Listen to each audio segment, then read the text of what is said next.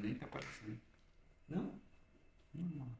Eu tô de preto, o Ah. microfone é preto. Não. A gente achando que é enquadramento, que você fez Não, mágica palha. de enquadramento. Não. Pessoais tanto. É a barriga falar dele que que escondeu o tava microfone. É isso aí. Vamos lá. Vou olhar aqui. Então pode começar, senhor. Hoje é você, cara. Você já assumiu esse papel. Eu sabia que ele tava planejando algo do tipo. Vamos lá, assim, começa sempre um episódio, eu começo outro você. Vai equalizar. Entendeu? Só que esse acordo precisa ser feito previamente, né? Eu não vou entrar nessa discussão de sócios, não. Vai, é sério. Porque você é mais próximo do Arthur. Você o conhece mais. Vamos lá. Apresentar melhor. Cara, né? É aquela... Eu tô olhando ali. Senhoras e senhores, estamos começando mais um episódio do nosso podcast. Não é uma receita de bolo. Estou aqui com meu amigo Wesley Venâncio, dividindo esse momento aqui com a gente. E hoje nós temos um convidado que é um grande amigo, é empresário do ramo da aviação. Né? Ele tem aí já uma larga experiência nesse ramo. Vamos falar muito sobre isso também. Né? O meu grande amigo, Arthur. Seja muito bem-vindo. Obrigado. Boa noite. Seja muito bem-vindo, Arthur. É um privilégio tê-lo aqui conosco para compartilhar um pouco da sua experiência, dos seus valores, daquilo que te trouxe até aqui com algum sucesso. Muito obrigado pelo convite. É um prazer estar aqui com vocês. Como o Bruno falou, somos grandes amigos. Gosto muito do trabalho do Bruno. Tem me ajudado nessa caminhada de sucesso. E é um prazer também estar aqui com você, Wesley. O Bruno me falou bastante de você. Estamos nos conhecendo mesmo agora, mas é um prazer estar aqui. Muito bom. A gente pode começar compreendendo melhor a sua história, né? Especialmente, quem é você? Eu sou Arthur, casado com a Marina, sou cristão, professo a minha fé como, posso dizer, coisa mais importante na minha vida. Os negócios são importantes, mas a fé é mais importante do que os negócios. E penso e tento com que isso seja o fator que norteie as minhas decisões. Acho que sou formado em administração de empresas, fiz a minha formação na Universidade de Miami, nos Estados Unidos. Tenho experiência por conta disso internacional nos negócios, e com a aviação não tem como ser diferente. A aviação é internacional, ela é o que liga, inclusive, os países, né? Hoje, a aviação foi a forma que as distâncias diminuíram. Não existem fronteiras, né, para a Não aviação. existem fronteiras e é interessante porque se você for olhar antigamente 10 horas de viagem você não cruzava um país. Hoje 10 horas de viagem você está em outro continente. Assim que as distâncias diminuíram, Legal. né? E tornaram o mundo mais globalizado. Então isso é algo que me fascina nesse ramo da aviação. Arthur, como é que então você começou a trabalhar com aviação? Conta essa história do nicho de trabalho que você tem. Bom, vou dar um passo atrás, então começando a minha história de trabalho. Ok. Comecei a minha vida trabalhando em uma usina de açúcar e etanol. Eu também já trabalhei em usina. Qual? Legal. Usina Santa Helena e usina Pantanal. Eu trabalhei no Grupo Farias. Legal. Manicure, Itapaci. Sim, etc. sim. Então comecei em usina. E uma usina que estava em recuperação judicial. Você fazia o que lá? Negociava com o credor. Coisa Cobrador. Nossa. boa. Não. Eu negociava com o cobrador, né? Eu não era o cobrador. Eita, você devia. Representava a dívida da empresa. Do devedor, exatamente. Então comecei ali. E foi um aprendizado. Porque, cara, você ter que virar para um credor e falar: eu não consigo te pagar, mas eu tenho um plano, confia em mim, é algo É. difícil. Sendo que você já tinha falado para ele primeiro, confia em mim que eu vou conseguir Por que que eu vou pagar e confiar de agora eu tenho novo? recuperação judicial e não tem como. Então foi um aprendizado muito grande. Trabalhei por 2 anos nessa usina e aí saí. E comecei a prestar algumas consultorias nessa área de... Financeira? Não, de etanol. Ah, de etanol. Principalmente para empresas dos Estados Unidos que estavam querendo entrar no Brasil para desenvolvimento de etanol de milho, né? Então fiz várias análises de mercado e várias análises de viabilidade financeira dos projetos para ver se seria algo que valeria a pena ou não. E nesses trabalhos já conhecia, mas conheci profissionalmente o meu sócio. E ele ainda é representante de uma fabricante de aeronaves americanas aqui no Brasil. E nesse momento eles estavam com uma dificuldade muito grande em questão de financiamento dessas aeronaves aqui. Existe um programa do governo americano para financiamento de exportações. É um programa do Banco de Exportação e Importação dos Estados Unidos. É o BNDES americano. E eles estavam com 6 processos parados, que não estavam desenvolvendo, não estavam tendo a aprovação. Mas processos que eram passíveis de aprovação, não eram créditos ruins, era o processo que não estava funcionando. Então, ele me chamou, a gente conversou, preparei uma apresentação, fui para os Estados Unidos, sentei com o presidente da fábrica num domingo à noite, apresentei para ele, conversei com ele sobre o assunto. Ele falou para mim: você está aqui amanhã? Quero que você converse com o meu CFO. Se ele gostar do jeito que eu gostei, você está contratado. E aí eu comecei.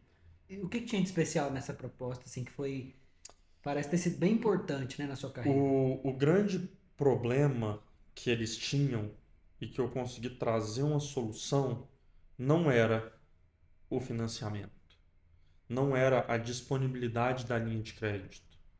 O grande problema que eles tinham era entender os negócios no Brasil, ter o contato com os clientes, entender a empresa do cliente, apresentar isso de uma forma que fosse, vou inventar uma palavra aqui, avaliável pelo banco. Uma forma que o banco conseguisse pegar essa informação, Mensurável. avaliar de acordo com o padrão do banco e proferir então a sua decisão de aprovação ou não. E eles já sabiam que tinha esse problema? Eles identificaram que eles tinham um problema. Não sabia qual. Conversando com o meu sócio, na época eu não era sócio, né? Mas identificamos qual que era o problema, juntos fizemos essa apresentação, montamos essa apresentação e eu fui fazê-la, né? Entregá-la. E eu até falo isso para os clientes. A minha função ali não era maquiar os números da empresa para que ela fosse aprovável. Não. A minha função era olhar para a empresa, olhar para o padrão contábil brasileiro, que, lembre-se, na época que eu comecei, lá em 2014, o Brasil ainda não seguiu o padrão contábil internacional. Então existiam diferenças contábeis muito maiores do que as que existem hoje. Então, a minha função e outra. A gente trabalha muito com agricultor, fabricante de aeronaves agrícolas. A agricultora aqui no Brasil não prepara balanço IDRE, prepara imposto de renda. Então, existia eu não posso nem chamar de vale, existia um abismo entre a forma como a documentação era preparada aqui no Brasil para apresentação para a Receita Federal, forma legal, imposto de renda, livro caixa, que é o que o agricultor prepara, e a formato balanço IDRE no padrão internacional que o banco precisa para avaliar. Então, o meu trabalho era justamente fazer essa ponte, fazer com que a informação do agricultor, a informação da empresa aeroagrícola fosse apresentada de forma fidedigna para o banco. E aqui eu, fazendo um paralelo, já que a gente está falando de não é uma receita de bolo, né?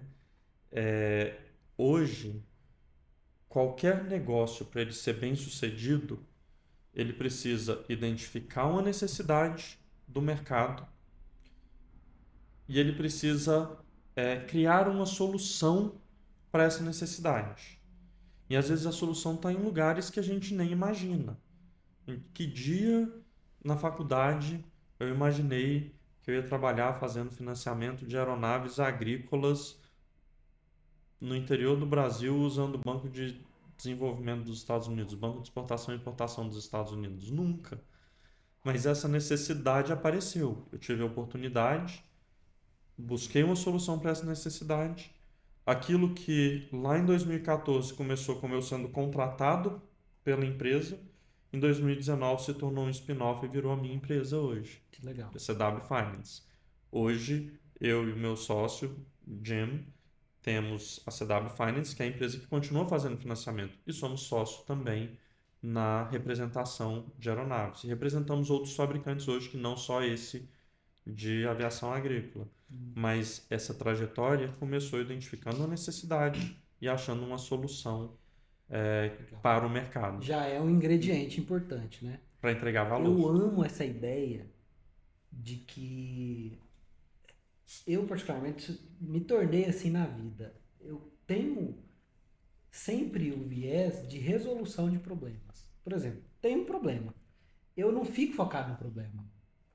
Afinal, não vou conseguir mudar ficando focado no problema. Eu penso em possíveis soluções. Isso é um diferencial muito Sim. grande que abre um leque de possibilidades, né? Onde, a partir de um olhar, se você ficar procurando soluções para problemas, você pode ter muitas oportunidades na própria empresa ou em um outro negócio, né? No mercado, a partir da maneira como se vê, E olha buscando a resolução de problemas. um estudo de caso interessante. Final da década de 90, começo dos anos 2000, Procter & Gamble, maior fabricante e um dos maiores fabricantes de produtos de consumo no mundo, decidiu levar uma marca famosa deles para a Índia, Head & Shoulders. A gente conhece aqui no Brasil, a gente tem ele aqui. Nos Estados Unidos, todo mercado que você entra tem Head & Shoulders. E no primeiro momento eles não tiveram sucesso na Índia. Não vendia Head & Shoulders na Índia. E até que eles fizeram uma pesquisa e descobriram que existia interesse do mercado indiano pelo produto deles, mas não vendia. E eles não sabiam por entendiam quê. porque foram atrás de identificar o problema e identificaram. Eles estavam vendendo uma embalagem desse tamanho, 200 ml de produto, que para o consumidor médio da Índia representava 3 dias de salário. Nossa. O cara tinha que economizar 3 dias para comprar um vidro de shampoo, Que nem usaria tanto. que nem usaria tanto. Porque o indiano é diferente da gente. Nós brasileiros tomamos banho uma, duas vezes por dia Sim. e lavamos o cabelo muito, né? Principalmente nós homens. As mulheres nem tanto, mas nós homens, eu entro no chuveiro, eu molho a cabeça e lavo o cabelo. Eu só Só não que- tenho feito isso porque tá caindo muito aí, eles falam pra não lavar tanto, entendeu? Ah, mas o meu já caiu, então não tô muito preocupado, não. Mas aí o que eles descobriram? Eu não posso vender. Então eles identificaram a necessidade no mercado. O mercado tinha necessidade pelo shampoo, mas eles não acertaram a solução no primeiro momento.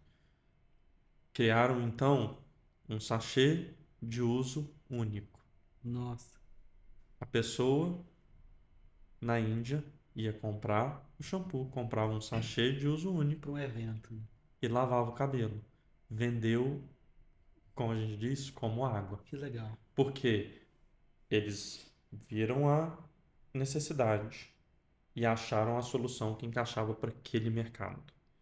Quando a gente está falando de produto ou serviço, existe um tripé muito importante para a gente saber se esse produto, analisar se esse produto ou esse serviço pode ter sucesso ou não. A gente precisa analisar o mercado, a gente precisa analisar o produto e a gente precisa analisar a economia. Eu posso ter o produto certo no mercado errado.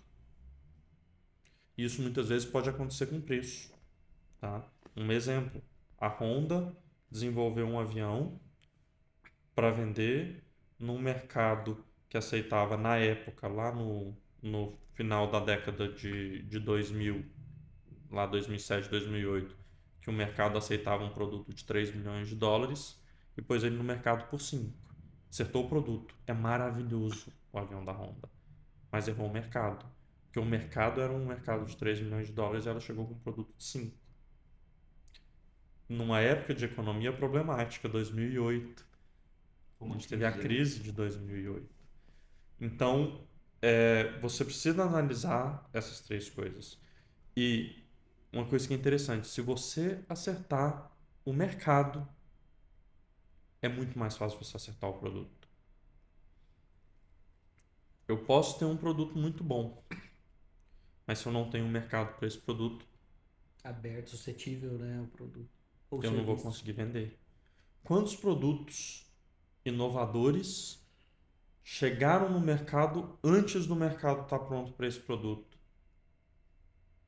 e não tiveram sucesso? E aí um produto que o copiou, Consegue de pensar certa num forma... exemplo? Me pegou no pulo, hein? Vamos pensando juntos. Vamos pensando junto. A gente Sim. vai chegar num exemplo Uhum. de produto inovador. Vamos... aqui. Vamos por ramo do videogame. A SEGA soltou um videogame, eu não vou lembrar o nome, Game Gear, que era um videogame de você pegar ele e ser móvel, né? E ela fez esse videogame, só que ele era grande, ele tinha uma tela com iluminação pelo fundo, ele era tela colorida, você colocava uma pilha nele, a pilha durava 2 horas. Botavam 3 pilhas, 4 pilhas, a pilha durava 2 horas. E lançou esse videogame. Produto maravilhoso. Não para aquela época. Não para aquela época. Porque Alguns anos depois, poucos anos depois, a Nintendo foi e lançou o Game Boy.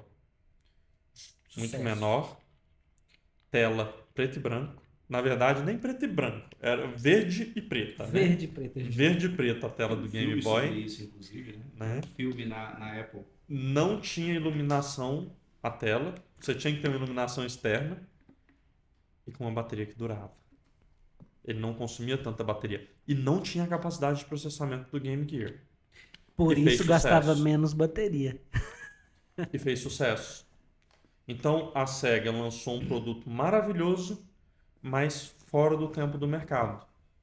A Nintendo foi e conseguiu lançar um produto tecnicamente não tão bom quanto o da SEGA, mas que vendeu muito bem. E até hoje a gente sabe o que é o Game Boy, né? A própria Nintendo tem um exemplo disso. Ela lançou o Wii U, Não conheço. um videogame, e vendeu menos de 15 milhões. E pegou as ideias que ela aprendeu com esse videogame e lançou o Nintendo Switch, que vendeu no mundo todo muito bem. Você não conseguia comprar o videogame quando ele lançou. Muito bom exemplo. Eu queria pedir pro Bruno explicar um pouco de técnicas que ele utiliza enquanto consultor empresarial para identificar problemas, que foi algo que foi bem marcante na sua jornada, né? Para identificar e solucionar problemas. Me coloca para fazer uma consultoria. Consultoria 0800 para os nossos espectadores. E para mim também, né? Eu acho que todo problema ele tem que ter uma base de dados, né? Sem números a gente não chega a lugar nenhum. E o grande problema hoje das empresas é você tentar resolver um problema por feeling. As pessoas são muito autoconfiantes. Ah, eu sei do negócio, eu sei disso, eu faço isso já há anos, eu consigo fazer dessa maneira já e de outro jeito não dá certo. E é aí que está o pulo do gato. Porque quando você acha que você sabe demais, você não tem a humildade de olhar para o número e fazer com que ele te conte uma verdade que às vezes você não quer ouvir, né? Às vezes o problema é você, às vezes o problema, né, que está ali, você acaba tendo metodologias que custam muito caro, né? Você acaba queimando muito dinheiro. E isso é muito ruim porque dinheiro é igual a vida. Você gasta tempo de vida. E tempo é o único ativo que não é recuperável. E as pessoas não entendem isso muitas vezes por um ego inflado. Então a primeira coisa para você resolver um problema é ter uma base de dados consistente, estudar o número e entender o que o número está te contando. Né? Para isso hoje existem diversas ferramentas. Hoje a ferramenta máxima que faz isso é o ciclo PDCA, que engloba todas as outras ferramentas juntas. Né? Inclusive nós estamos rodando um planejamento estratégico agora. Eu falei, cara, começa pela análise SWOT para você analisar a sua empresa. Qual é o ponto fraco interno? Qual é a sua fraqueza que mais te dói? E o que pode te fazer perder algo no mercado, né? Porque muitas vezes o que as pessoas elas fazem? Elas tratam sintomas, elas não tratam causas, em 99% das vezes, né? Às vezes assim, eu sei que está acontecendo isso. Por exemplo, você tem a situação, eu estava com contratos parados, eles estavam com contratos parados, isso é um sintoma, mas qual era a causa, né? Sim. E é aí que vem a resolução da causa raiz, olhando números, analisando e fazendo essa apresentação. E 5 porquês também, né? 5 porquês, Como é que funciona os 5 porquês? Assim, os 5 porquês é uma ferramenta muito chata de se fazer para quem Concordo. Eu faço muito isso aqui no consultório. Eu faço uns 10, não só 5. Quem está fazendo a ferramenta é até interessante, mas quem está respondendo quer sair dela na hora. O Bruno chega lá na empresa e faz isso, fica parecendo aquelas crianças de 6 anos. Mas por quê? Mas por quê? Às vezes eu faço sem nem usar a ferramenta, eu só vou perguntar por quê.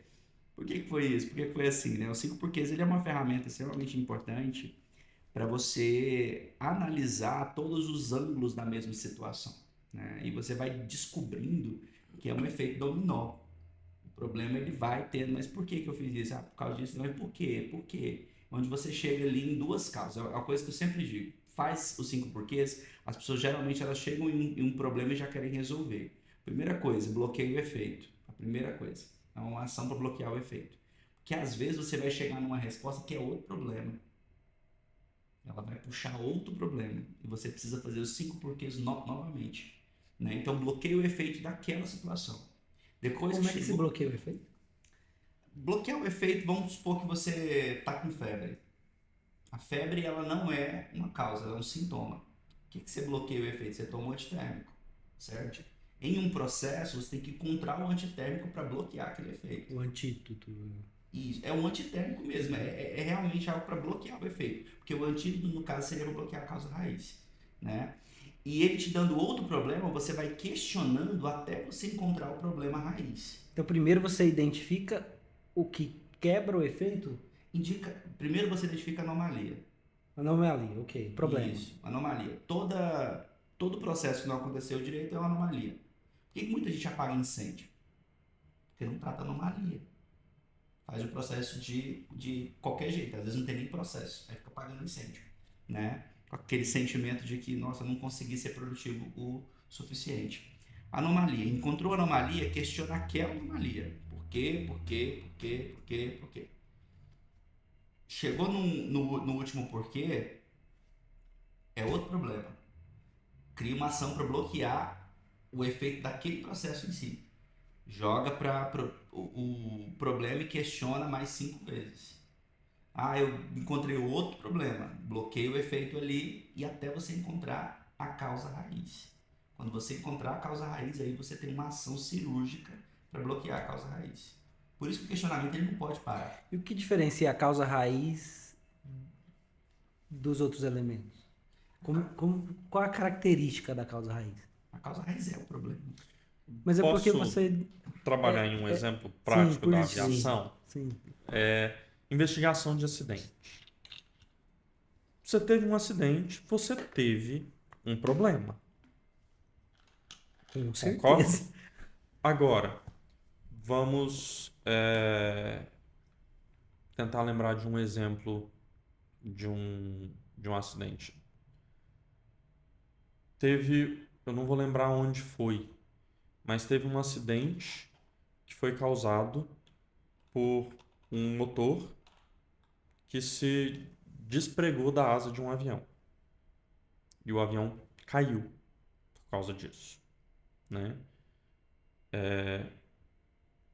Primeiro, por quê? Por que que o avião caiu? Porque o motor despregou da asa. Por que despregou da asa? Resolveu o problema? Não. Por que que o motor despregou da asa? Ah, porque teve fadiga estrutural no suporte do motor. Mas por que que teve essa fadiga estrutural? No mínimo duas possibilidades você tem. Ou o projeto foi mal feito, ou você teve alguma outra causa. E nesse caso específico, a causa foi manutenção falha. O motor foi retirado do avião juntamente com o suporte. Ele não poderia ter sido retirado dessa forma. Você tinha que tirar o motor, depois tirar o suporte. Você tirar os dois, criou uma situação de fadiga de material que fez com que microfissuras, com o tempo, se tornassem problemáticas e fizessem com que o motor se desprendesse do avião. Chegamos no problema? Por que isso aconteceu? Não, exato. Por que que eles Aí fizeram você isso? consegue colocar um porquê de Aí efeito. identificaram que eram dois problemas. O manual Entendi. não era Então você claro o bloqueia o suficiente. primeiro efeito dessa causa aqui e bora para outra. O manual não era claro o suficiente. E a equipe que fez a manutenção não havia sido treinada de forma adequada sobre como remover o motor. Então, várias recomendações foram feitas a respeito desse acidente. Alteração no manual para deixar ele mais claro. 2, treinamento das equipes. Mas não foi só isso. Recomendaram também verificação mais constante, porque identificaram que um erro pode causar esse problema. Então, vários porquês para chegar na raiz do problema, como o Bruno falou. Identificando essa raiz, poder ter sugestões de solução. Se você tivesse chegado só na pergunta de por que que o motor soltou? Porque o suporte quebrou. Não teria tornado a aviação mais segura como ela é hoje. Hoje a aviação é o meio de transporte mais seguro. Ele é 100% seguro? Não, tivemos um acidente antes de ontem. Um avião cargueiro da UPS caiu em Louisville. O que aconteceu? Não sei. Mas o motor soltou. Por isso que eu lembrei desse exemplo. Por que o motor soltou? A investigação vai ter que trabalhar. Provavelmente vai levar 2 anos para chegar nessa conclusão. Mas alguma coisa aconteceu ali que o motor daquele avião soltou também. Espero que não seja a mesma razão que já tinha sido descoberta e arrumada em outro avião, que era justamente o antecessor desse MD-11 que caiu, DC-10 que teve esse problema do motor que eu contei. Mas eu não acredito que seja o mesmo problema. Vai se descobrir outro problema, se chegar em outra raiz, se criar uma situação que vai tornar a aviação ainda mais segura. Entendi. Para o pessoal que tem medo de voar, só um parêntese, vocês podem cortar se não gostar. O pessoal que tem medo de voar, na década de 20, 95% dos acidentes aéreos eram causados por falha mecânica. Na década de 2010, 95% dos acidentes eram causados por falha humana. E dos 5% que eram causados por falha mecânica, 80% das falhas mecânicas podem ser vinculadas a uma falha humana na manutenção ou na construção do equipamento. Então a aviação ficou muito mais segura. E 2025? Não tem esses dados ainda, né? Tô curioso pra saber. Os empresários hoje, e a esmagadora maioria, eles não entendem que é preciso investigar o processo de maneira até você chegar na causa raiz mesmo para que você resolva de uma vez. Hoje existe uma certa preguiça em investigar, não sei se pode ser uma palavra muito forte, mas de fato as pessoas estão ficando percebendo o tempo de maneira diferente, né? O nosso cérebro, o Wesley é psicólogo, ele vai poder dizer se eu estou falando besteira, ele não mede o tempo como em relógio, em horas, em minutos. O nosso cérebro tem uma percepção de tempo diferente, né? E a percepção de tempo hoje, temos as mesmas 24 horas medidas por um relógio, mas a percepção de tempo hoje tem sido muito mais escassa, né? E talvez isso tenha feito com que as pessoas olhem soluções muito mais rápidas. E as soluções muito mais rápidas nem sempre são as mais eficazes. Na verdade, na maioria das vezes, elas não são as mais eficazes, né? Problemas empresariais, eles precisam ser avaliados exaustivamente até que se encontre a causa raiz, porque senão você nunca consegue romper. É por isso que muitas empresas quebram nos primeiros 2 anos. Falta de resolução de problemas de maneira correta. Problema de fluxo de caixa. Cara, eu preciso entender o que está acontecendo, onde que eu estou gastando, eu preciso cortar para isso, eu preciso planejar, eu preciso de números, né? Problema de vendas, eu preciso de estratégia, mas o que os meus números estão dizendo? Será que eu estou com um produto no tempo errado? Né? Será que a estratégia está certa? Isso que você está falando, Bruno, é muito interessante. Tinha um professor na minha faculdade que ele falava assim, se você sabe ler um bom balanço, você está vendo uma empresa nua. É uma forma meio grotesca de falar, mas isso que você falou do fluxo de caixa é interessante. Às vezes a gente não para pensar. É possível uma empresa ser extremamente lucrativa e ter problema de caixa? Como é possível uma empresa gerar muito caixa e não ser lucrativa? Veja, quantas empresas de tecnologia geraram muito caixa enquanto estavam tendo prejuízo? Porque a única fonte de caixa pode não ser a venda de produto. Você pode gerar caixa porque você tem uma ideia boa, porque você tem uma solução para o mercado, mas uma solução que precisa ser desenvolvida. Os primeiros anos, o Facebook não gerou lucro, mas ele conseguiu investidor. Os primeiros anos, a Tesla não gerou lucro. Uber. A X não gerou, o Uber não gerou. Eles tiveram investidores, eles tinham caixa. E uma boa ideia. E uma boa ideia. E porque tinham um caixa, tiveram um tempo de desenvolver essa ideia, mas um dia ele precisou chegar no ponto de gerar lucro. Porque a empresa nenhuma sobrevive sem lucro. Mas a empresa também não sobrevive só com lucro e sem caixa. Isso é uma coisa interessante, porque quando a gente está fazendo uma análise de uma empresa, uma das coisas que o banco olha com muito afinco é: esta empresa é capaz de gerar caixa? Dá um exemplo. Vendi muito. Estou lá na minha empresa, tenho uma média aí de R$ 100.000 de faturamento por mês e faço um programa de marketing que eu começo a oferecer para os meus clientes uma compra em 12 vezes, 20 vezes sem juros. Aí eu vou lá no mês e bato R$ 200.000 de faturamento. E não entrega. Até entrego o produto. Mas veja só, eu vendi 100 mil um mês recebendo à vista. Meu fluxo de caixa foi R$ 100.000 de entrada. No outro mês, vendi 200 mil em 20 vezes. Meu fluxo de caixa foi R$ 10.000 de entrada. Vendi muito mais, mas não tive fluxo de caixa. Tive um faturamento recorde da empresa e não consegui pagar a folha. Só fazendo um adendo, Arthur, no que você está falando, e muitos empreendedores erram exatamente aí. Eles querem competir pelo preço, na forma de pagamento facilitada, e o que acontece? Eles não conseguem um fluxo de caixa legal, o que eles fazem? Antecipação de recebíveis. Isso é perigosíssimo, porque você paga um juro muito alto. Aí aqueles 200 mil que você vendeu virou 130 quando você fez a antecipação de recebível, só que você teve o lucro, você teve o custo do dobro da produção.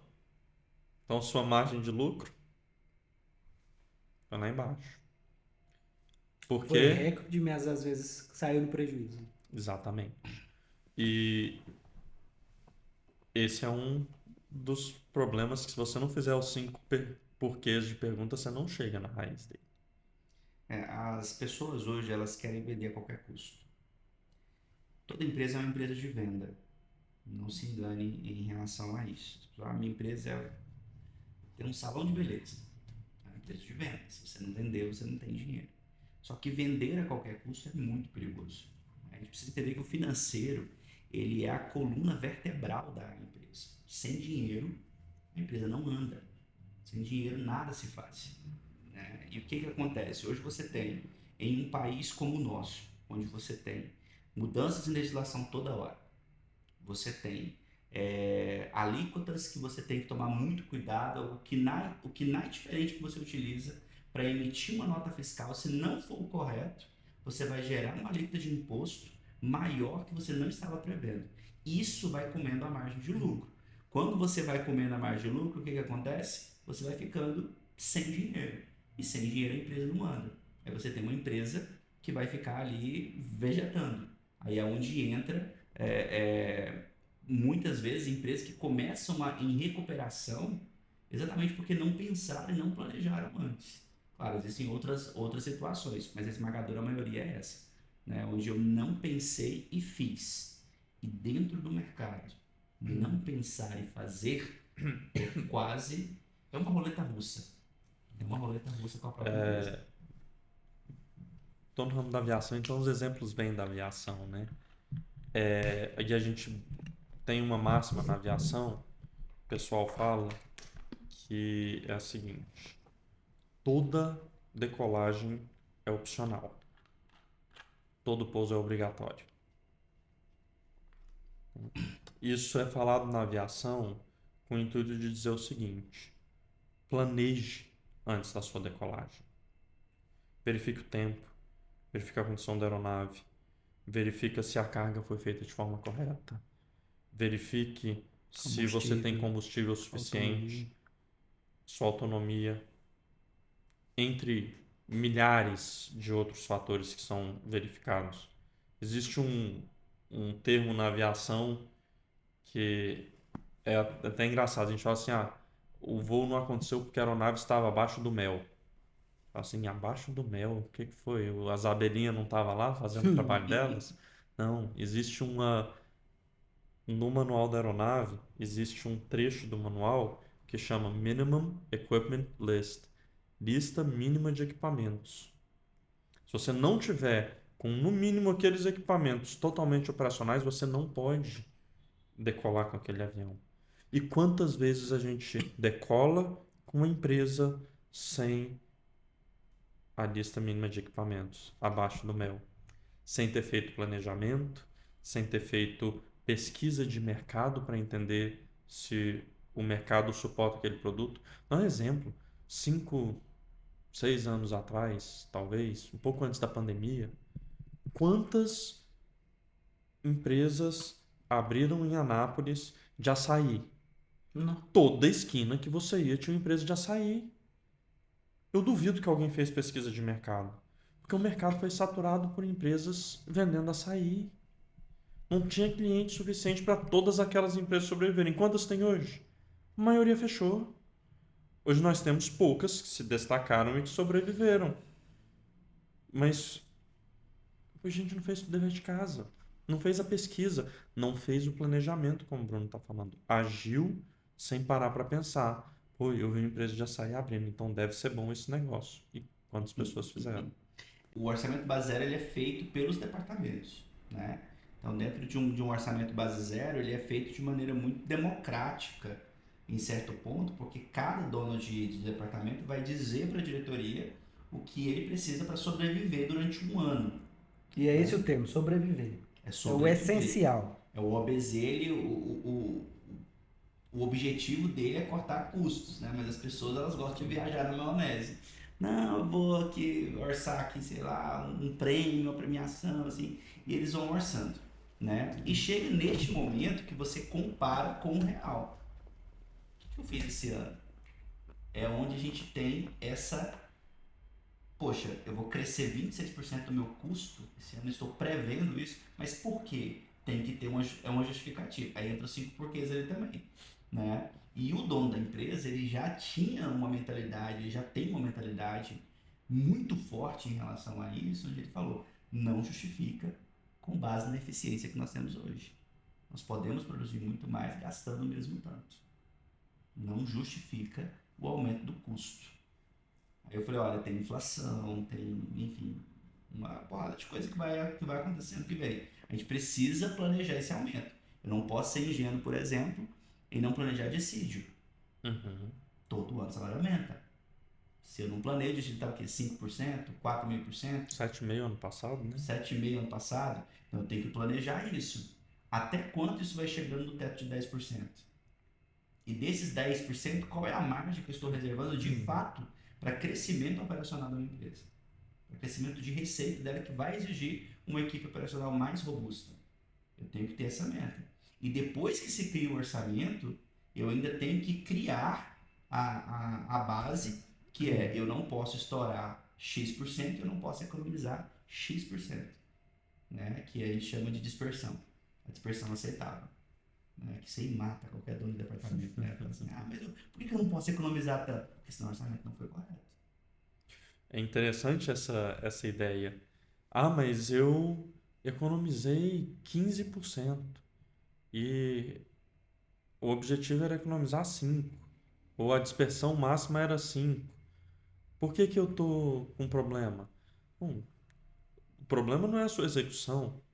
O problema é que você planejou mal, você planejou que precisaria muito mais, você fez com que a empresa se preparasse para gastar muito mais, porque provavelmente para te dar aquele orçamento a empresa teve que cortar em outro lugar e você não está usando. Prejudicando a Então eficiência, né? você não está atuando de forma que a empresa toda está sendo beneficiada. Se eu sou alto para ficar fácil de você ficar dentro do seu orçamento, isso não está certo. Isso é tão problemático quanto orçar baixo.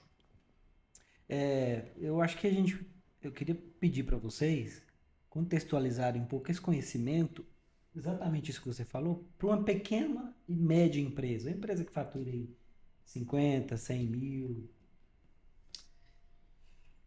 O maior custo de uma empresa é a folha. Esse é o maior custo de uma empresa. Fazer um parêntese Claro. de uma empresa no ramo de serviços. Prestação de serviço. Você tem algumas empresas em ramos industriais e de produção onde isso pode não ser verdade, principalmente empresas que trabalham com produtos de altíssimo valor agregado. Mas estou falando isso por quê? Porque numa fabricante de aviões, por exemplo, isso não é verdade. Tá? Uma fabricante de aviões hoje pode gastar em um mês com funcionários, custo direto de funcionários num avião, menos do que um motor custa. Matéria-prima, então, é o Por isso custo eu maior. estou falando isso. Mas numa empresa de serviços, isso que o Bruno está falando, que é a grande maioria das Grande empresas, maioria. do terceiro setor, né? Isso é muito verdade. A folha normalmente é o maior custo da empresa. Sim, muito, muito, muito bem colocado. E a folha sendo o maior custo da empresa, uma pequena empresa, ela tem que pensar quem ela vai contratar, por quanto ela vai contratar. Porque existem impostos que incidem sobre aquilo, existem inúmeros custos que estão atrelados à folha. Você tem transporte, você tem alimentação, enfim, você tem inúmeros custos atrelados à folha. Não é só o salário bruto. Por isso que toda vez que um funcionário ele vai pedir aumento, o empresário olha e fala, meu Deus, se eu aumentar o salário aqui, a pessoa vai ganhar mais, mas eu vou pagar mais os impostos que incidem em cima daquilo. Então a folha, além dela ser um dos maiores gastos, eu preciso olhar se realmente eu preciso daquelas pessoas. Aí é onde uma pequena empresa precisa entender. Eu estou sendo eficiente com os funcionários que eu estou tendo? Eu consigo fazer com que este funcionário seja mais eficiente? Consiga produzir mais? Né? Às vezes as pessoas, por exemplo, elas não conseguem produzir nem metade daquilo que elas têm capacidade. Às vezes por falta de gestão, às vezes por falha na cultura. Isso que o Bruno está falando é interessante, porque é muito comum o empresário olhar para a força de trabalho dele, para o colaborador lá na empresa e falar assim: eu preciso que você trabalhe mais para produzir mais. E não necessariamente isso é verdade. É função do empresário buscar eficiência dos seus colaboradores. É possível que com as ferramentas corretas o seu colaborador produza mais até trabalhando menos. Falando do tempo que o Bruno estava falando, né? Que no mesmo tempo ele consiga fazer mais, criando processos enxutos, automatizando processos que podem ser automatizados. Gente, o pessoal fica com medo de a inteligência artificial vai roubar empregos. Não, se você aprender a usar a inteligência artificial, você vai ter empregos que não existiam antes dela aparecer. Você vai conseguir ser eficiente de formas que não era possível ser eficiente antigamente. A gente estava brincando aqui antes de começar que eu fiz automação na minha casa, né, que eu programei. Não entendo nada de programação. O chat GPT que programou eu falando para ele o que eu queria. E eu fui pegando isso e colocando dentro do ecossistema que eu criei na minha casa e a programação foi feita. Mas eu não entendo nada de programação. Eu não sei programar para Power BI. Mas com o chat GPT, lá na minha empresa eu consegui fazer um Power BI que analisa o registro aeronáutico brasileiro inteirinho e me dá as informações que eu quero. Com zero experiência de programar em VBA. Acho que é VBA a linguagem do Power BI, né? Não sei. Mas conseguimos automatizar um processo. Antigamente eu tinha um funcionário que precisava ficar olhando o registro e ficar contando a aeronave, ficar fazendo tudo isso. Hoje eu mensalmente pego a atualização do registro e eu tenho todas as informações prontas no momento. Por quê? Criando eficiência. Agora, aquele funcionário que gastava um mês inteiro contando a aeronave pode fazer outra coisa. E aquele trabalho de contagem de aeronave, em 2 dias ele entrega, mais 2 dias ele faz análise e tem o restante do mês para trabalhar com outra coisa, sendo eficiente. Então fica a provocação, né, a nossa audiência. Olhar para o seu negócio, para a sua equipe, dessa forma. Como, com os recursos que eu tenho, posso ser mais eficiente? Com recurso de pessoas que eu tenho. Mas pode ser que eu tenha que trazer recursos de tecnologia para apoiar essas pessoas, né? Veja, Henry Ford criou a primeira linha de produção de veículos. O que ele viu? Eu tinha uma linha de produção onde as pessoas iam saindo, iam movimentando, iam construindo um carro. Ele falou o seguinte: não, eu vou deixar o funcionário parado e o carro vai andar e ele vai fazer aquela função, vai fazer aquela parte do processo. E criou a linha de produção e começou a conseguir produzir carro em massa. Até então, o carro era feito de uma forma extremamente artesanal. Às vezes, 1, 2, 3 pessoas construíam um carro inteiro. A equipe que se movimentava, né? Aí ele pegou e criou uma situação onde ele deu as ferramentas, deu o treinamento e criou um processo extremamente rígido onde ele conseguiu produzir muito mais carros. E olha que interessante.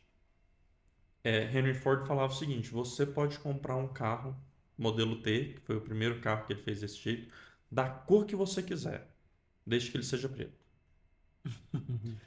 É interessante esse comentário, mas ele mostra muito bem como a padronização pode levar à eficiência. Então, muitas vezes, o que você precisa fazer no processo, na sua empresa, inclusive na sua empresa pequena, porque é muito mais fácil você criar um processo numa empresa pequena, que é um processo simples, do que numa empresa grande que tem processos complexos,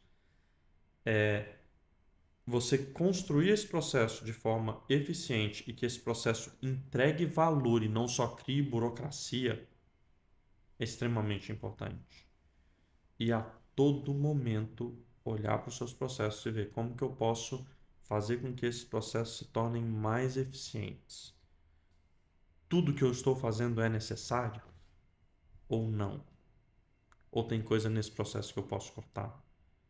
Elon Musk é mestre em fazer isso, né?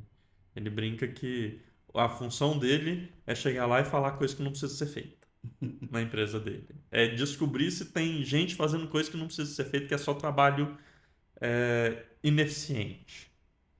Eu acho que existe uma pergunta que o empresário precisa se fazer sempre.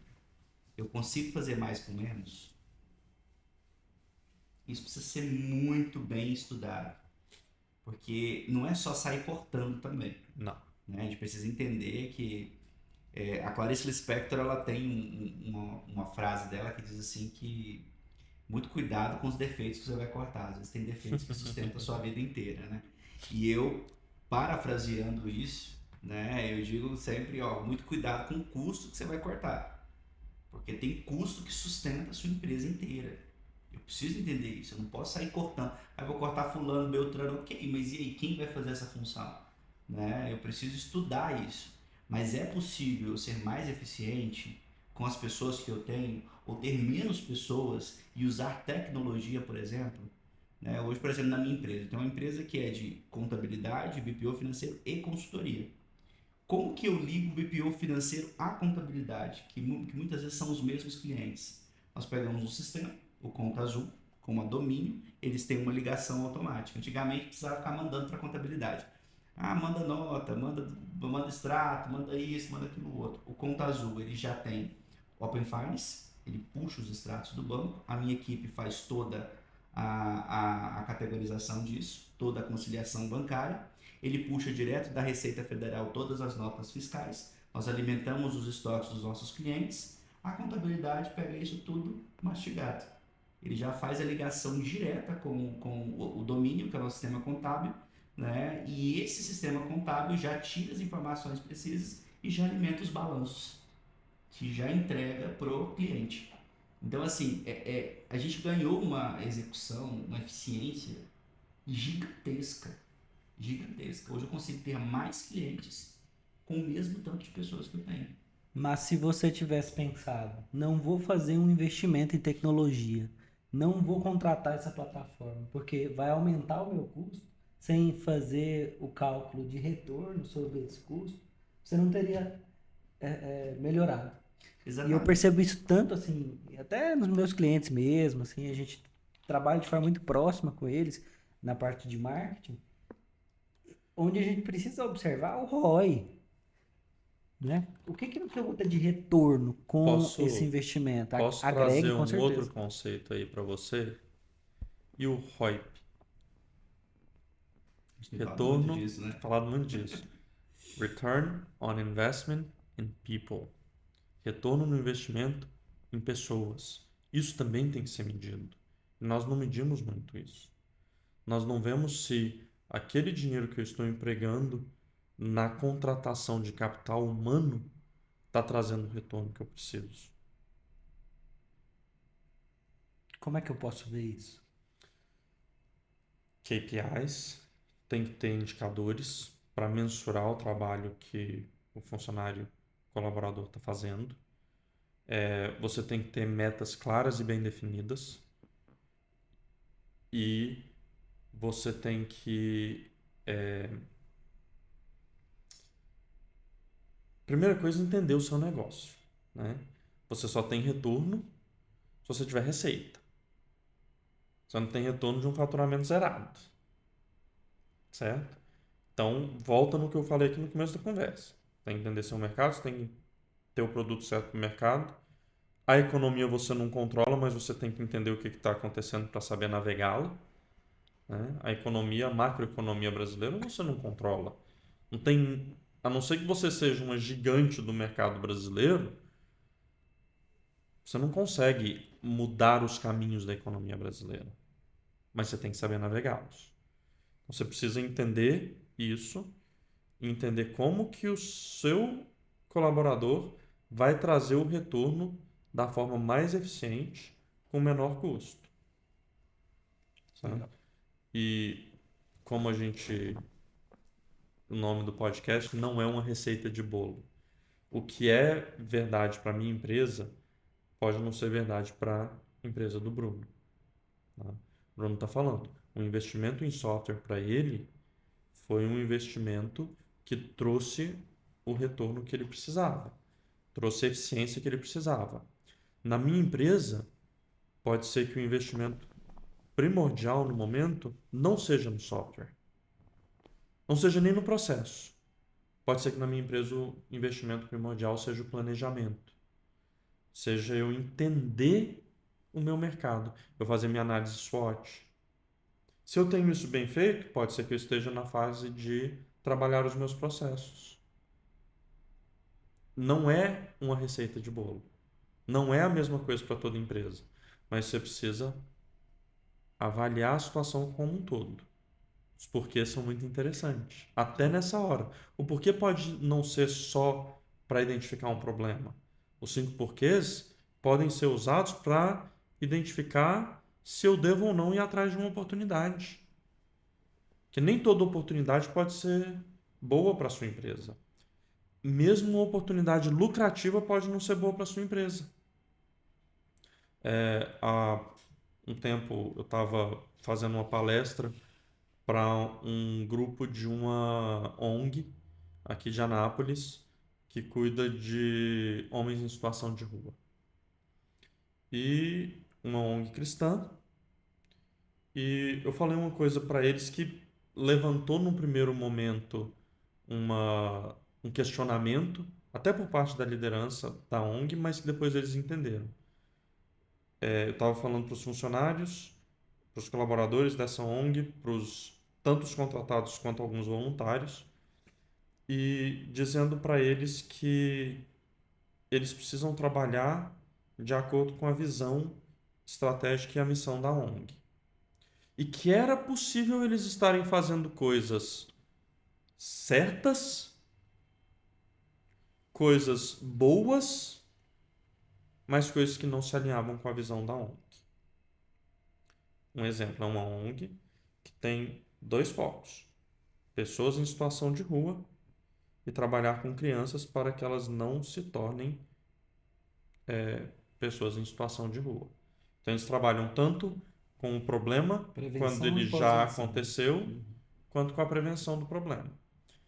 Aí chega um colaborador que tem uma ideia fantástica de trabalhar com pessoas que estão em situação de subnutrição, fornecendo alimento para eles.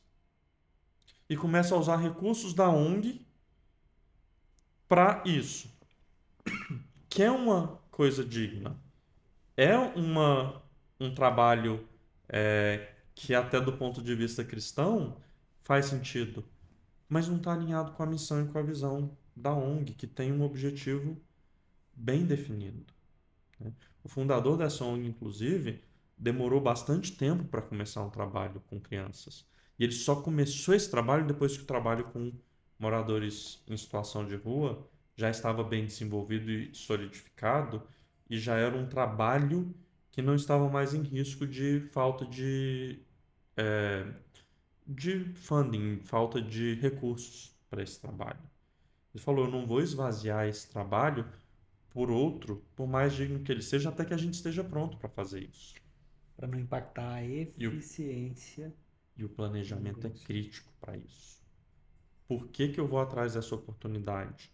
Só porque ela vai me trazer lucro, mas ela pode trazer lucro com um preço que não faz sentido para a empresa, né? Isso acontece muito com empresários que não sabem falar não para a oportunidade. E tem vezes que a coisa mais sábia a se fazer é falar não para uma oportunidade.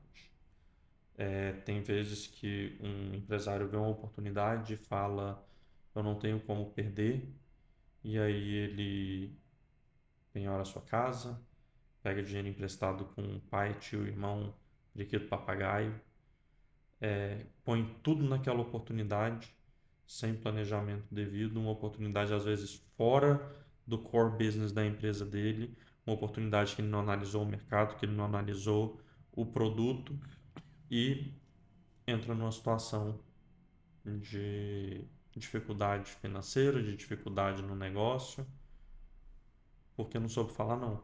Então, às vezes, a coisa mais sábia é falar não para uma Quais elementos, oportunidade. na opinião de vocês, são importantes nesses momentos onde o empresário, o empreendedor se vê com oportunidades que naquele momento parecem muito boas, porém podem não ser tão boas assim, levando em consideração outros aspectos. Quais sinais poderíamos levantar para que as pessoas tivessem um pouco mais de atenção? É difícil falar de forma Geral, né? geral, porque cada oportunidade tem as suas peculiaridades.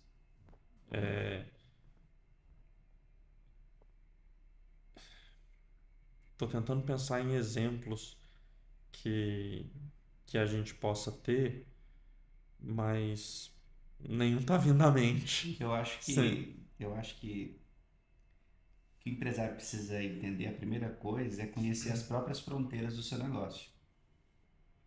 É conhecer exatamente a missão do seu negócio.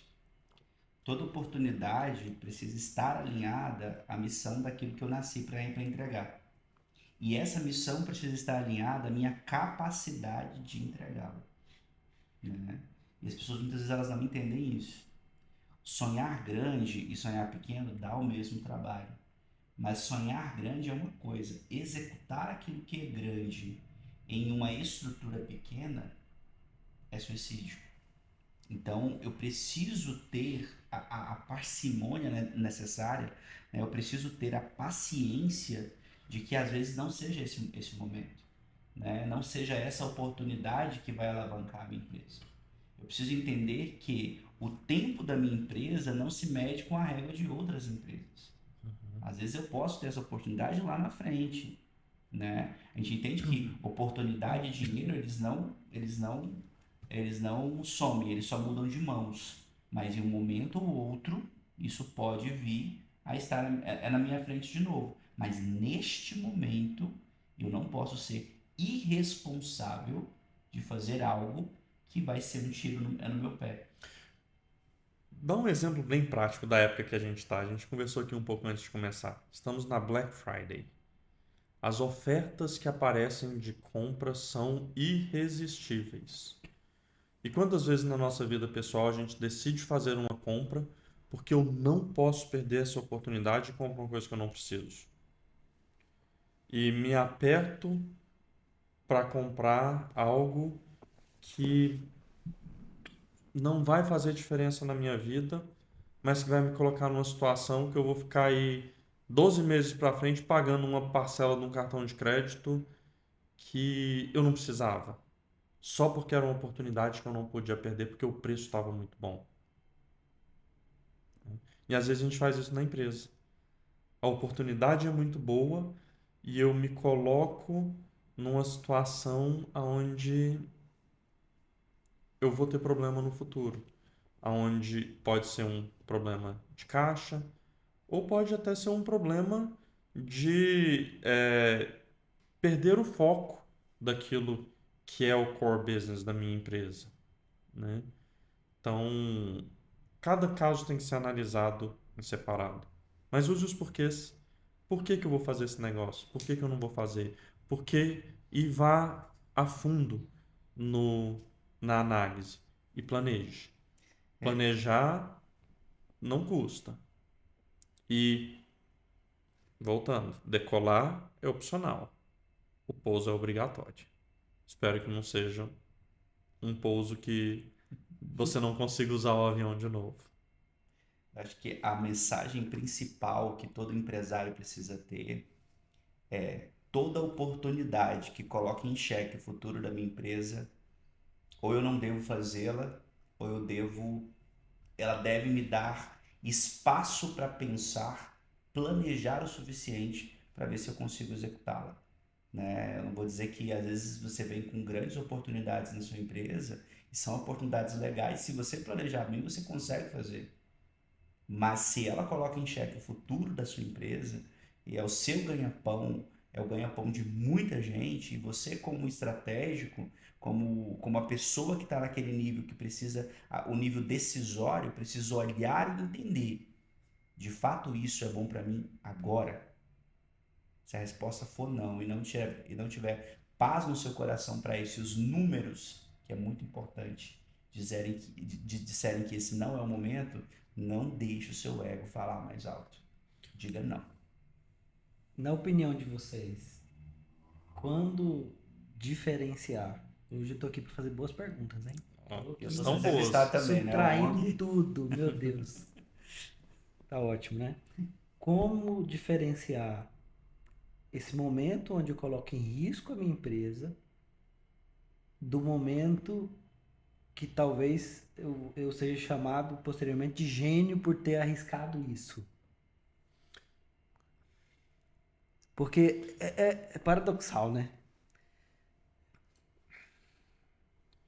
Posso Pode mudar tudo. um pouco o Pode rumo tudo, claro. da conversa para a gente ir para uma coisa um pouco mais conceitual, não necessariamente sobre negócios e voltar?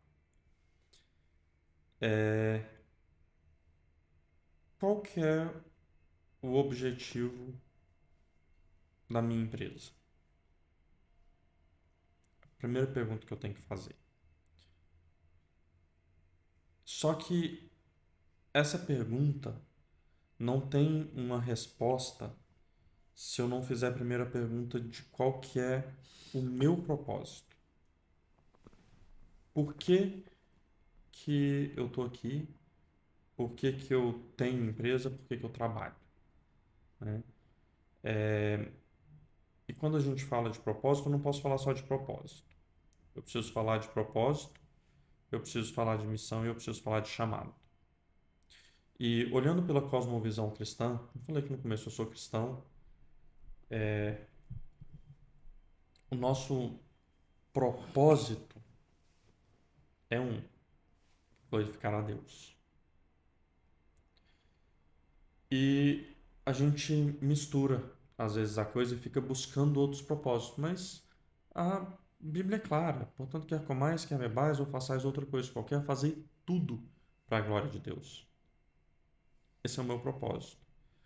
A minha missão, ela também tem a ver com o Evangelho. E ela tem a ver com a propagação do Evangelho. Jesus, logo antes de ser assunto aos céus, nos deu a grande comissão. Ide por todo mundo, pregar o Evangelho a toda criatura. Essa é a minha missão.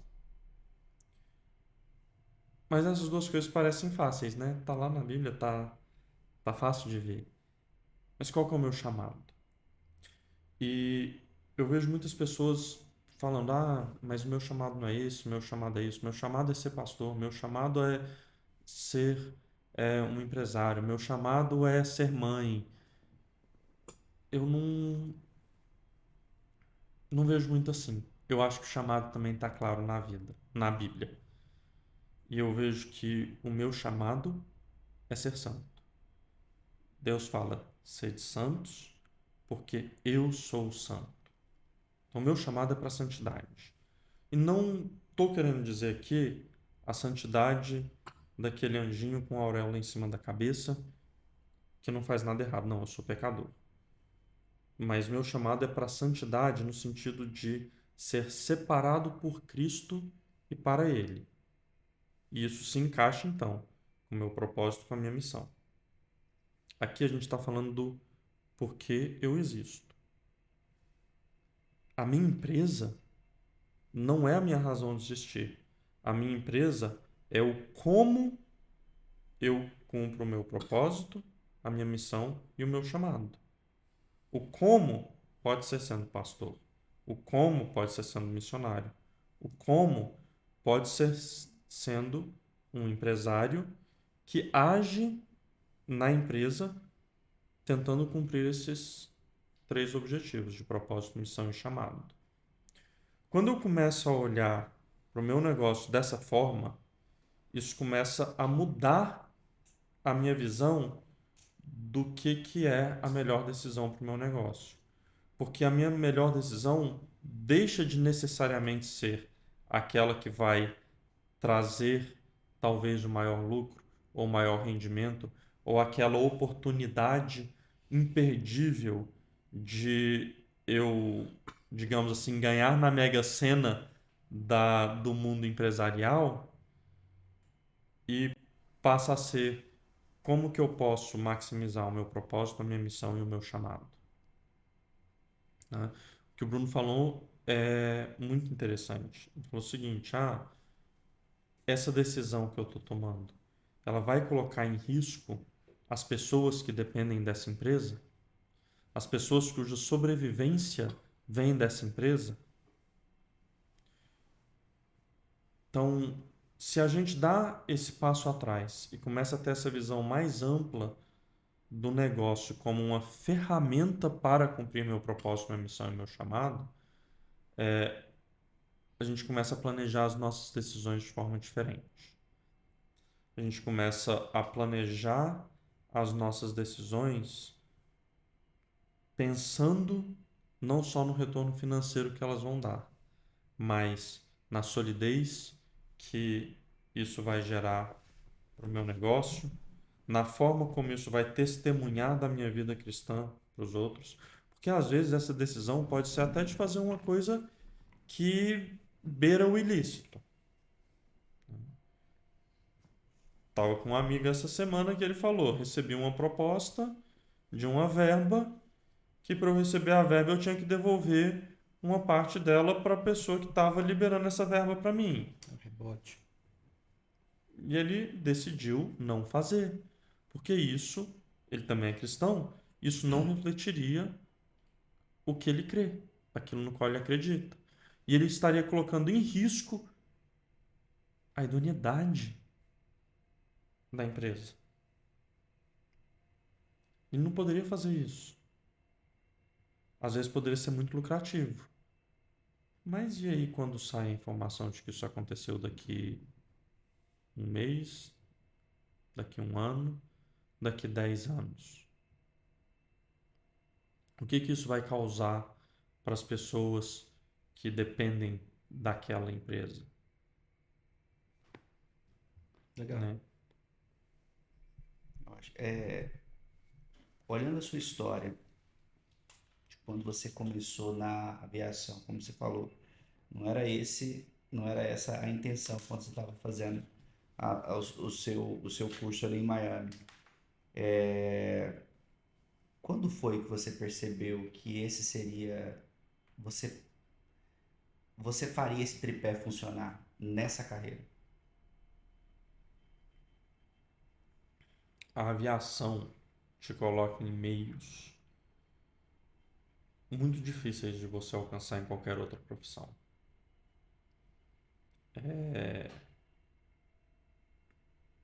Hoje, você chegar para uma pessoa que não tem condições financeiras, que precisa de comida, que precisa de uma moradia, que precisa de um trabalho, e falar para ela: você precisa de Deus, isso é mais uma coisa que ela precisa.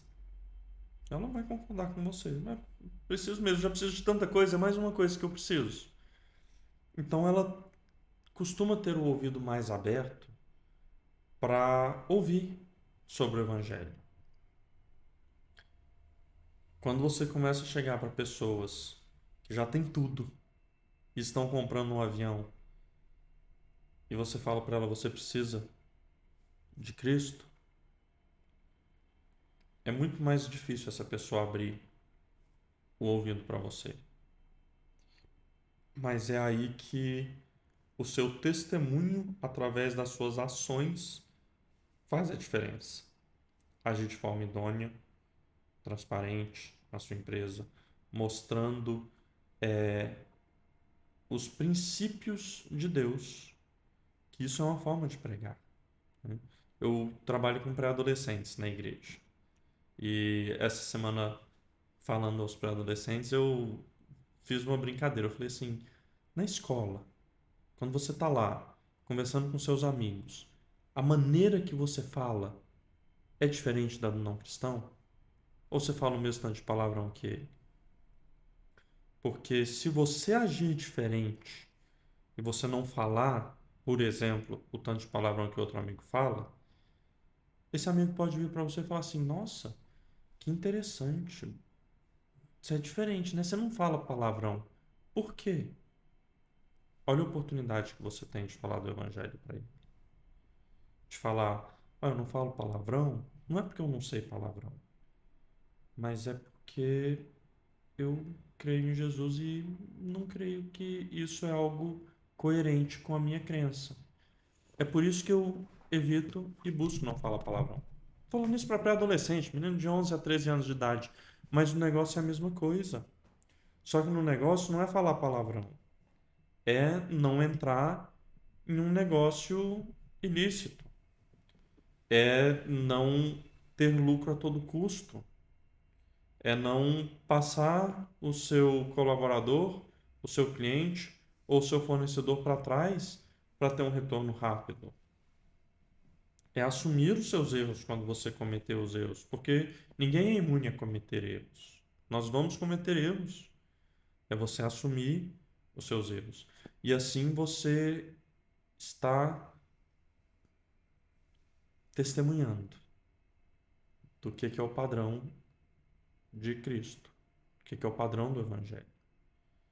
E, através do seu negócio, atingindo aquelas pessoas com quem você tem contato. Pode ser o colega de trabalho que está sentado do seu lado e pode ser um fornecedor lá do outro lado do mundo.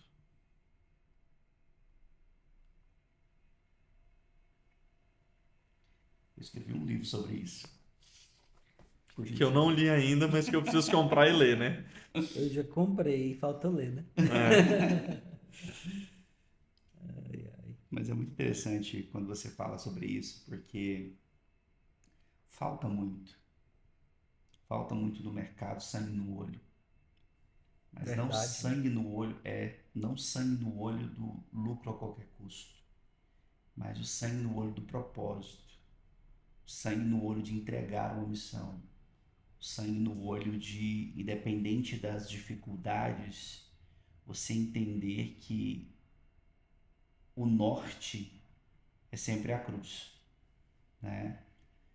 Sempre. Sempre vai ser Cristo, né? Claro, tem empresários que não são cristãos que estão nos assistindo, mas o norte é a fé. É entender que existe algo além daquilo.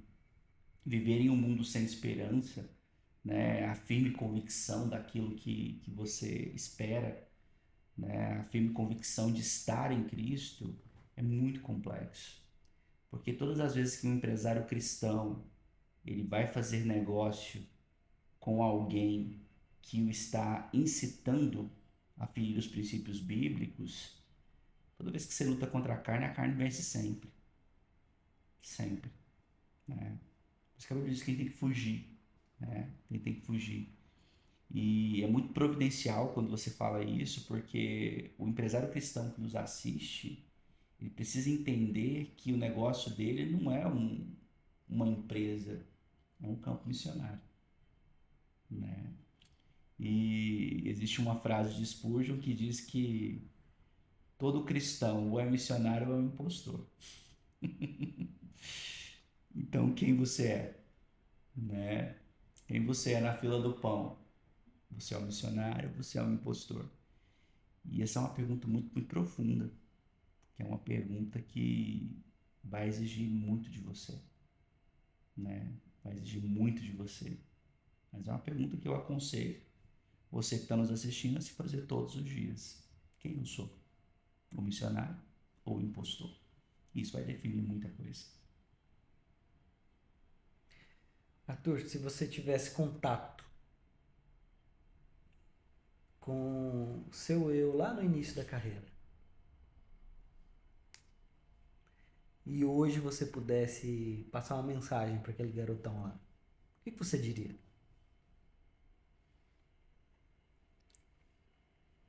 Talvez uma coisa que eu ainda preciso ouvir até hoje. É,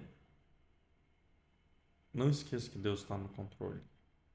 Passei por situações de dificuldade financeira em empresas. Passei por situações de dificuldades operacionais, dificuldades com clientes, coisas que no momento parecia que assim não, nossa, esse problema aqui não tem solução, como é que eu vou sair dessa? E Deus foi trabalhando, através do nosso trabalho duro e saímos de situações, muitas vezes não por mérito próprio, mas pela graça de Deus. Então, a Bíblia diz que aos seus Deus dá enquanto dorme. Não quer dizer que ele dá porque a gente é preguiçoso. Eu gosto muito da analogia do agricultor, né? O agricultor faz todo o trabalho de arar a terra, de adubar a terra, de plantar a semente, de fazer os traços culturais, mas ele não tem poder de fazer a planta crescer. Deus faz a planta crescer. Ele não tem poder de fazer chover. Deus traz a chuva. Muitas vezes de madrugada. Seus Deus dá enquanto dormem.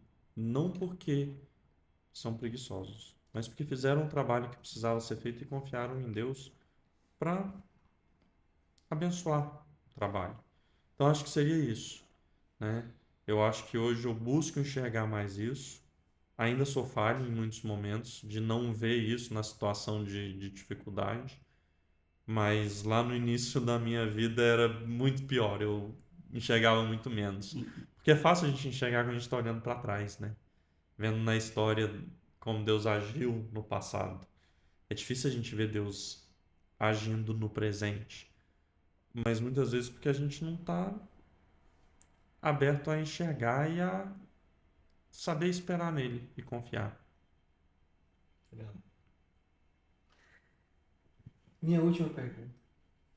Me lembrei agora de um cliente que grava um podcast chamado Podcast Coragem. E ele faz uma pergunta muito interessante para cristãos. E vou fazê-la a você. Imagine em algum momento na eternidade você encontra Jesus. Frente a frente. O que você perguntaria a ele?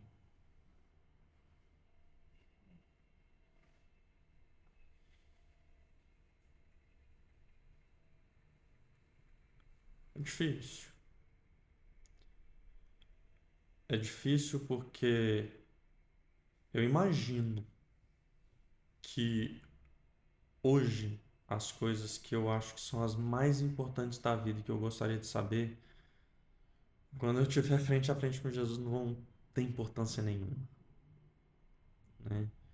A gente dá tanto valor às coisas materiais, às coisas terrenas, às coisas que do nosso dia a dia, até os nossos parentes, família, e frente à grandiosidade de Deus, eu acho que isso tende a perder um pouco de valor. Não porque não sejam valiosas, mas porque ficam ofuscadas pela glória de Deus. É interessante que quando Jesus está contando a parábola do grande banquete, ele fala que o Senhor mandou o servo para chamar os convidados, né? E cita 3 convidados que recusaram o convite. Um recusou porque tinha se casado, o outro recusou porque tinha comprado uma junta de bois e precisava experimentá-la, o outro recusou porque tinha comprado uma terra e precisava visitá-la. 3 coisas dignas, 3 coisas extremamente importantes do ponto de vista humano, mas 3 coisas que mantiveram esses homens longe do grande banquete do Senhor. Se a gente traduzir para os nossos dias atuais, casamento é o próprio casamento. A junta de bois são os negócios. A terra é uma casa própria. Coisas dignas, mas que são capazes de nos manter afastados de Deus. E não respondi a sua pergunta do que eu perguntaria para Jesus, porque eu não sei. Eu não sei qual que seria a pergunta mais interessante. Eu não sei nem. Eu conheci o Bruno depois que isso aconteceu na minha vida, mas eu perdi um filho com 19 dias de vida. Naquela época, a minha pergunta para Jesus seria por quê? Hoje eu já não sei se seria mais essa pergunta. Por quê? Porque eu deixei de amar meu filho? Porque deixou de ser um momento de dor? Não. Isso por causa de algo que Paulo diz. Porque eu estou bem certo de que nem morte, nem vida, nem coisa do presente, nem do porvir, nem principados, nem potestades, nem força qualquer, nem coisa alguma poderá me separar do amor de Deus que está em Jesus Cristo. Então, não sei qual que seria a minha pergunta para Jesus, mas eu tenho certeza que não seria uma pergunta que eu consigo pensar hoje, porque eu acho que as coisas que eu consigo pensar hoje sem a noção completa do que significa mesmo que Jesus fez por mim, eu não sei. Realmente não sei. Um dia você deve descobrir. Amém. A gente foi do técnico ao espiritual. Do muito técnico É. ao muito espiritual. Caramba. Que papo gostoso. Nossa. Que papo gostoso. Pena que a gente tem que ir dormir, né? Exatamente. Mas muito legal. Para você que está nos escutando, nos assistindo, né, a história do Arthur é linda, a sua história, tá? Acho que você trouxe bastante insights legais, né, para o empresário em si. E a questão da fé é algo primordial para que um negócio se sustente. E essa parte eu acho que foi no finalzinho, mas foi algo que sustenta tudo aquilo que nós conversamos. Nenhuma técnica, nenhum processo, nenhum conhecimento se sustém se você não acreditar, né? Não acreditar naquele que coordena tudo, né? Eu acho que essa é a mensagem principal, né? Crer, quando não há motivos para crer. Apenas crer, né? Que você não é o dono do negócio. Se vocês lerem o meu livro, vocês vão saber disso. Somos mordomos. Nós somos mordomos. Como mordomos, como dispenseiros, nós só dispensamos aquilo que está na dispensa, né? E, enfim, acho que conversa gostosa. É isso, legal. Como é que foi para você a experiência, Arthur? Foi interessante. Interessante. Primeira vez que eu gravo um podcast. Mas é bem interessante, gostei muito da conversa, obrigado pelo convite. Oportunidade de falar um pouco sobre nossa trajetória e principalmente sobre aquilo que a gente acredita é sempre muito interessante. Ainda mais com pessoas como vocês que fazem as boas perguntas e têm um conhecimento fantástico. Legal. Fala um pouquinho da sua empresa, né? Talvez tenha alguém que assista que precise dos seus produtos ou serviços.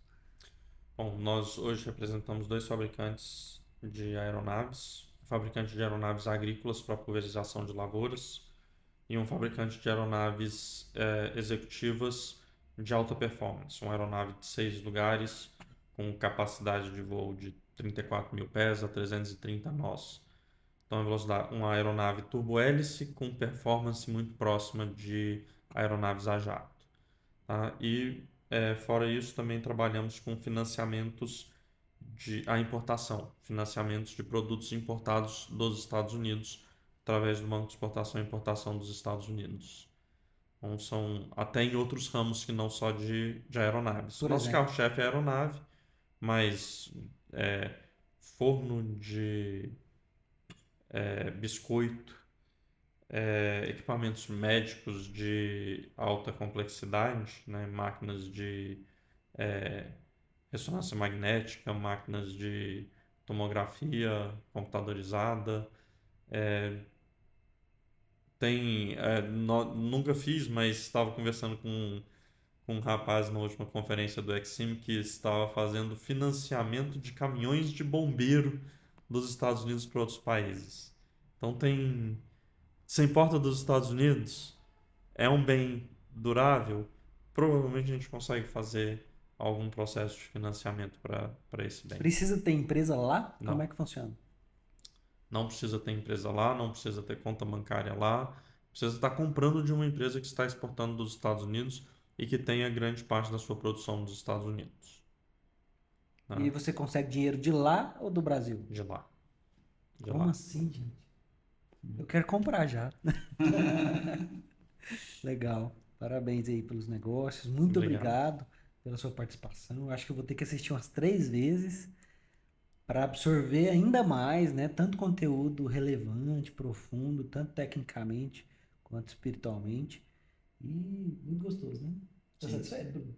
demais da conta. E você aí em casa? Tá Demais. satisfeito? Se você está satisfeito, então já curte esse vídeo, ative o sininho aí para receber as notificações, comenta o que você achou desse episódio e nos siga nas redes sociais. Bruno, fala um pouquinho de suas empresas aí. Hoje eu sou sócio fundador da Berit Group, né? Somos contabilidade, BPO financeiro e consultoria financeira. Trabalhamos nesse tripé aí para fazer a sua empresa um sucesso. Aquelas coisas difíceis que ele falou, você não precisa entender profundamente se você contratá-lo, né? Então Exatamente. fica mais fácil. Fale comigo. Inclusive é bem em conta, sabe? Você vê todo esse nível técnico, todos esses recursos. Quando você vai fazer orçamento, eu me surpreendi positivamente. Falei, nossa, isso é muito barato. É mais barato do que você pagar só um contador. Como assim? Como que consegue fazer isso, né? Então, De fato, é uma oportunidade gigantesca para o pequeno empresário que quer crescer, né? Tendo a gestão de uma multinacional dentro da sua empresa. muito bom. E nós trabalhamos com marketing digital, especialmente gestão de tráfego pago. Nossa empresa chama-se vox.marketing, nosso arroba, né? Sou psicólogo clínico, também temos uma empresa que trabalha com consórcios imobiliários e veículos, serviços, bens, enfim, alavancagem patrimonial também, além da clínica Imovere, que é psiquiatria e psicologia. Qual que é o arroba aí? Arroba eu Nascimento Bruno, meu Instagram pessoal, e tenho arroba Berit Group da minha empresa. Meu arroba é Wesley Venâncio e o seu, Arthur? O meu pessoal nem sei, mas da empresa é @Trust do Brasil e @Epic do Brasil. São as duas empresas que nós representamos aqui no Brasil. Legal. Mais alguma observação? Muito obrigado, Arthur. Muito obrigado. Obrigado pela pelo presença. convite, pela conversa. Foi um prazer. Gratidão, até mais.